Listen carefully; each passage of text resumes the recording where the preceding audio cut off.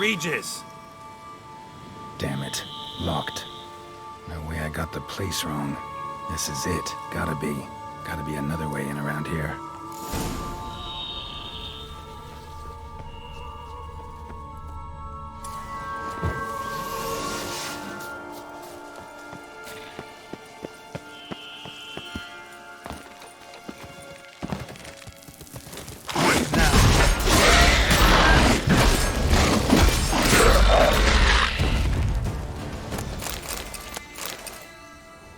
Decaying bones. Hikimores must have tunneled into the grave.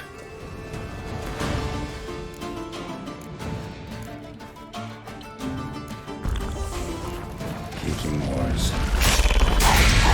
Around here.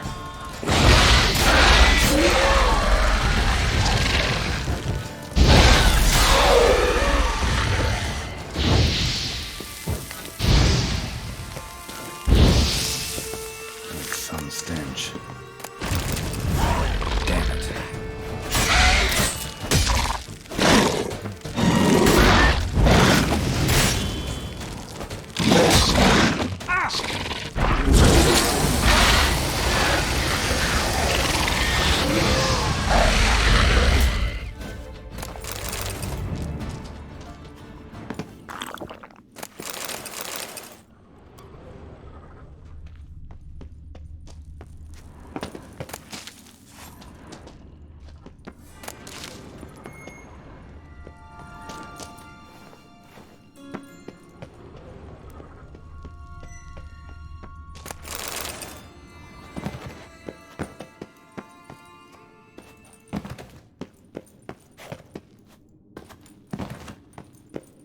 An illusion. Interesting.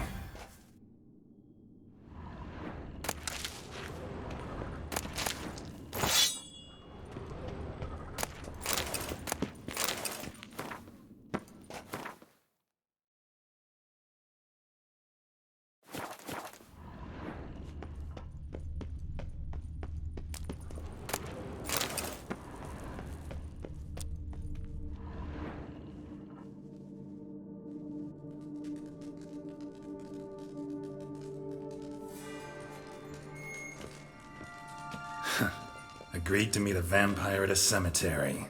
How much more cliché can you get? Nothing comes readily to mind. Could have left the door unlatched. What of my privacy? I value it rather deeply. Unmolested, especially by unwanted guests, that's my preferred state. Besides, I knew you'd find a way to get in. True enough. Need to find your friend. I'm hoping you'll agree to help. I shall do whatever's in my power. Yet what you want or even need must matter little. What matters is what Detlef wants. Come on. Gotta be some way.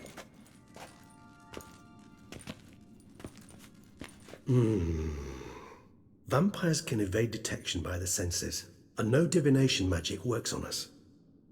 And this? Could this help? Wherever did you get that? Off one of the beast's victims, found by a bend in the river. Body was chopped in pieces. 3 of those pieces were hands. Hand with the ring seemed the odd one out. Abruxa had taken an interest in it.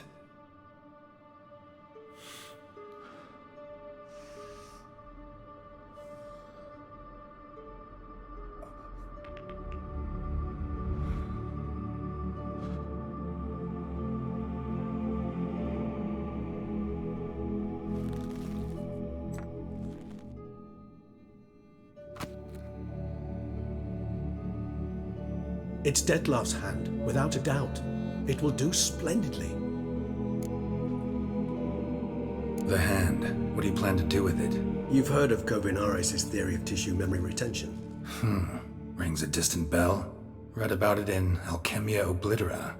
There's a copy at Kermorin, tattered, nearly disintegrated. But if memory serves, Kovinares never managed to prove it worked. He did prove it, just never managed to publish his findings. He and I corresponded, you see, after we became friends. Thus, I know he completed his research and performed the first tests. It's complicated, So without delving into details, it is possible to use any piece of tissue to reconstruct what a whole body experienced. How's it work? We need any special equipment? We must brew a decoction which Covinaris gave a rather poetic name: resonance. This triggers visions of events linked to strong emotions experienced by the tissue's owner. Picture it as dreaming a fragment of someone's life. Any chance we might see what Dettlaff was doing just before he lost his hand? Indeed. Though I also hope resonance will reveal the location of Dettlaff's hideout. Ring's pretty intriguing. Made of no metal I've ever seen. And the ornamentation. It comes from our home, where we lived before the conjunction of spheres. It's actually mine. I received it from a dear old friend. You might call him a humanist. He saw us vampires as guests here, guests who owe their hosts, meaning you humans and the elder races, respect. Respect? Meaning not to treat us like cattle to be slaughtered for food? Precisely. And the reason why I, in turn, gave it to Dettlaff. Can't you just summon Dettlaff? You're both higher vampires, there's gotta be a way. If I'm to be entirely candid, there is indeed one. But believe me, we will be better off never availing ourselves of it. It is a last resort. Absolutely. Last resort? The hell? Why?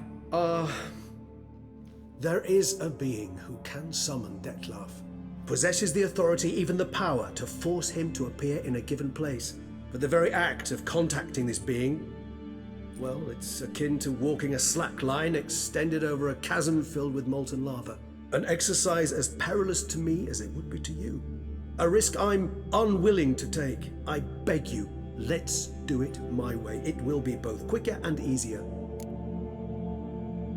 Covinaris spent half his life proving his theory. You guessed correctly. In addition to Dettlaff's tissue, we shall need a powerful occipital lobe stimulant. Effectively a poison, to make one susceptible to visions. Well, got a few ingredients to choose from. There's mamoon glands, but closest ones I know of are in Vizima. A spotted white saliva would also serve, but they were cold to extinction over a century ago. Could go with a kobold's eyes, but the creatures are sentient. Rather not gouge one's eyes out. Given that we lack the time to sleuth this out ourselves, permit me to summon some help.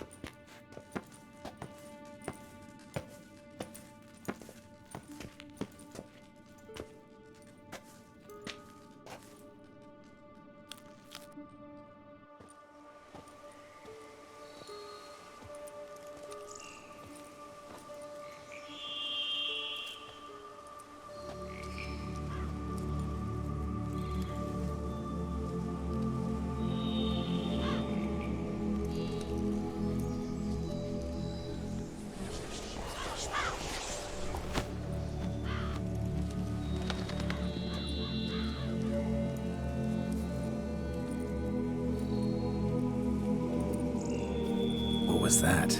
A raven? Rather a common sight at this latitude. Very intelligent fowl. I asked him to look for the creatures you mentioned.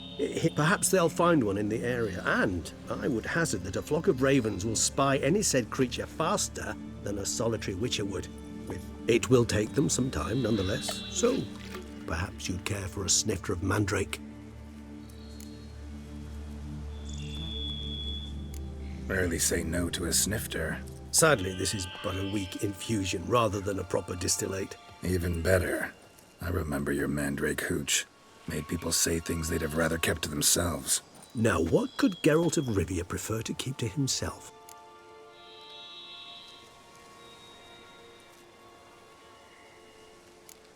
Everyone's got some secret. I agree wholeheartedly. I also believe it wise at times to share one's secrets, unburden oneself to those one can trust. This your sophisticated way of asking me if I trust you? I prefer almost always to ask you directly. It seems a test of intelligence, one you just passed. Maybe you should go first. Reveal one of your secrets. After all, you vampires lead very interesting lives. Anything in particular interest you?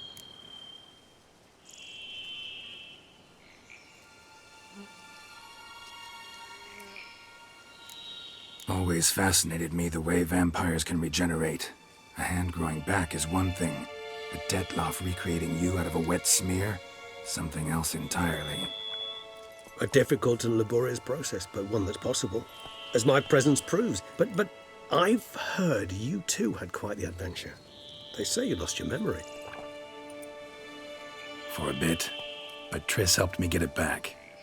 Actually, pretty damn lucky I only had amnesia. Yes, you humans are rather buggered in those terms. To strip you of life is, well, it's just plain easy. I've always pitied you in that regard. We vampires are much harder nuts to crack. If a member of another race kills one of us, we can be reborn with a living higher vampire's help. However, if one of our own strikes the deadly blow, death is permanent. There can be no rebirth. One of the chief reasons why vampires long ago swore never to fight one another. Curious what you did after you were reborn. As I'm sure you can surmise, at first I was thoroughly absorbed with recovering. As it is, I've still not recovered completely. Detloff bore my weakness bravely, showed great patience. If not for him, I wouldn't be here, and I'd have regenerated far slower. Once I could at last stand unassisted, I set off for Bruges, for my one-time home of Dillingen. There I led the peaceful life of a rural healer and surgeon, enjoying my neighbours' respect and, in fact, constituting the exact opposite of the monstrous vampire the populace imagines. Bruges, you say? Rebirth make you sentimental? Perhaps a dash. But what of you? Where have you been? Ever find your Cyrilla? Back then, yeah. But we parted again soon after. And when the time was ripe, she came back. Defeated the Wild Hunt together. Ooh. Seems I certainly missed quite a bit while I was absent. True enough.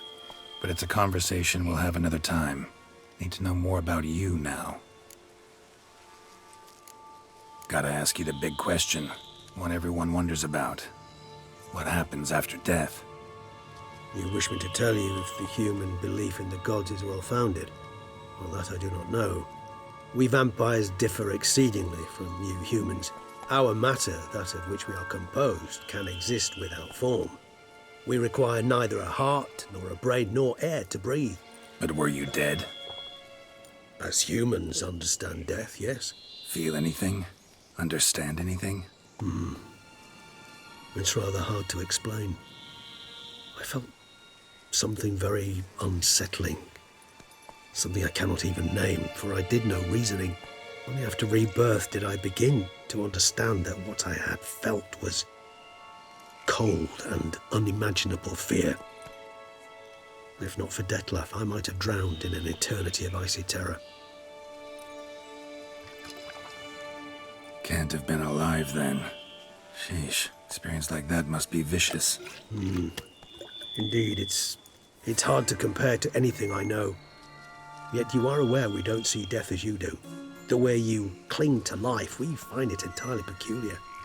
You are mortals, ergo it's a foregone conclusion. Thus I often find myself wondering why you try so very hard. To die at 20 years, 40, even 100, what's the difference? Depends on your point of view. Man who's got 1,000,000 crowns to spend can't possibly understand one who's only got 20. Very true. One's outlook can indeed change much. Got a new life, new body. That give you a new start, blank slate? Starting all anew is a very broad concept. What exactly do you mean? Your blood addiction, say. Wondering if your body's the same, if it still remembers. All addictions are a form of slavery. Re-addiction's not a risk I'm willing to take, just to test a hypothesis about corporeal regeneration and whether propensities carry over. Fair enough. Curiosity, that's all. Sorry. Not to worry, Geralt. Curiosity's a natural reaction under the circumstances. But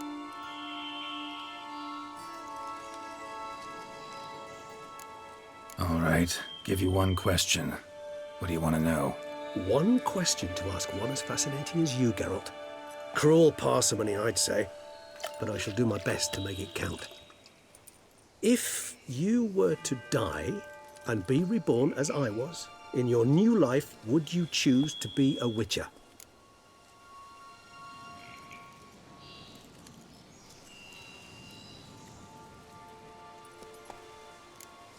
That's what interests you most? Whether I'd like to be a witcher again? Many things interest me, but we've not much time left. Please answer. Never chose to be a witcher. Fate chose for me. Had it been my choice, I'd have picked a different profession. A profession where I wouldn't have to risk my life every minute of every day. Maybe even one that had earned me some respect. Thank you for being honest. Honesty is an attribute of the truly brave, and thus a privilege of the very few. Still no sign of your winged friend. Sure it understood what you wanted? Dead certain. Let's wait a bit longer. It'll return soon, don't doubt that for a moment.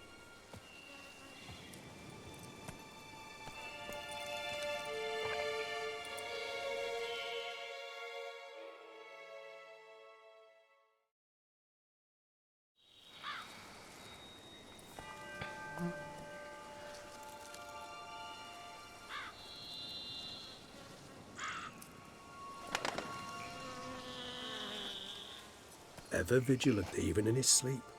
Quite vampire-like, in fact. Are you absolutely certain they don't administer a few of our genes during the trial of the grasses?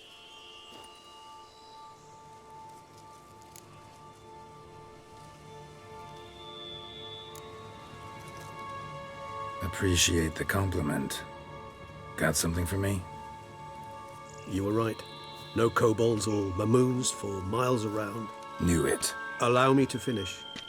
You see, there's this spotted white. It haunts an abandoned residence in the Caraberta woods. Impossible. My brethren hunted down every last spotted white before I was born. Then it seems you must revise your knowledge of spotted whites. For somehow this one managed to survive your brethren's onslaught.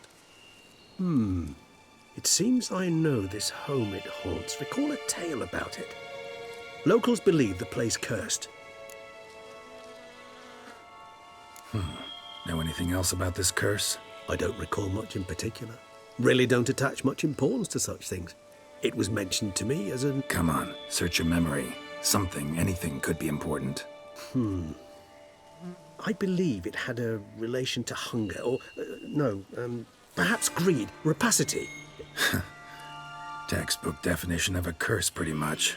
Sorry, Geralt. I try not to clutter my mind with the details of every far-fetched tale I happen to hear. What are your thoughts? A specimen of a species thought long extinct. And a curse. In one place. Ah, professional curiosity. Personally, I've nothing against you delving into this dilemma, but please remember we need the white's saliva. Nothing beyond that. Whites rarely appear in the woods, even less likely to find them in abandoned human homes. What's your point? This might not be a spotted white after all. Your little helper might have made a mistake. I sincerely doubt it. Ravens are devilishly intelligent creatures, and... What exactly did they observe? The area around the estate. It's covered in... spoons. Spoons? Spare me the skeptical smile. I'm but the bearer of this news. Or perhaps this spotted white is a hoarder. Let's do this. Start making your decoction while I go get some saliva from that white. Uses it in its brews.